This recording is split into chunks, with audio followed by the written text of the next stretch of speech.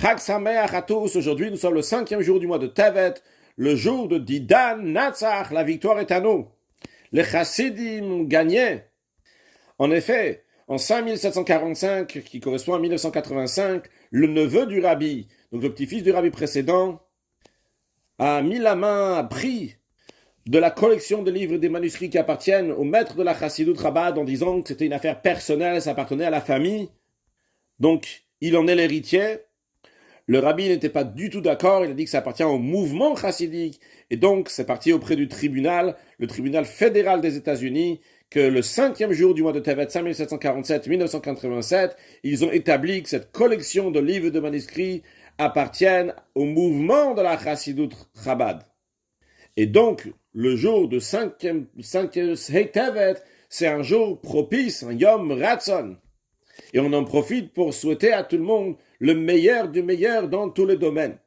Le Hayom Yom du 5e jour du mois de Tevet a été écrit par le rabbi le premier jour de la semaine de Parashat de Vayigash, donc le dimanche de Vayigash. Dans la Parasha, on parle de Yehuda et Yosef, Yehuda qui se rapproche vers Yosef. Dans la Chassidut, c'est expliqué longuement la différence entre Yehuda et Yosef, comment Yehuda représente l'action et comment Yosef représente l'étude.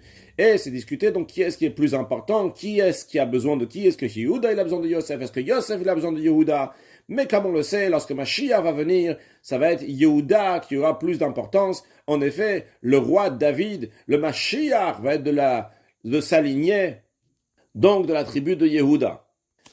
Alors bien que Yosef, il a une particularité, il a une supériorité qui représente l'étude, mais finalement, lorsque Mashiach va venir, nous allons voir la qualité de Yehuda, donc de l'action.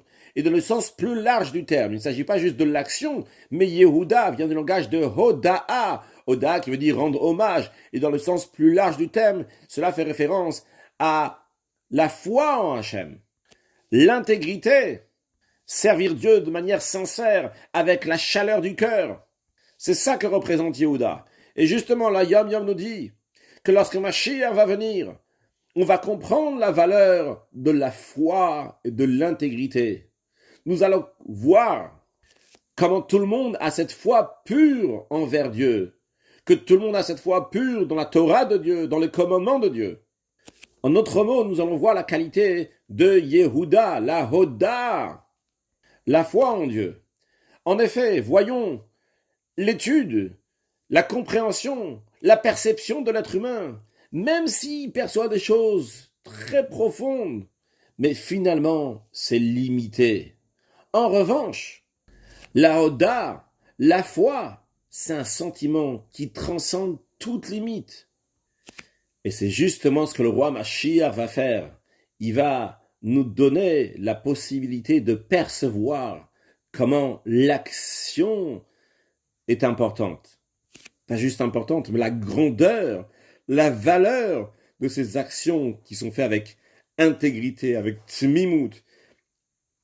La particularité du service de Dieu quand c'est sincère et avec la chaleur du cœur. Alors dans les derniers instants de l'exil, donnons de l'importance sur l'action. Évidemment, l'action, elle vient par l'étude, mais à savoir que chaque action est très importante. Rajoutons des actes de bonté et de bienfaisance pour accueillir Mashiach Now Chag Sameach.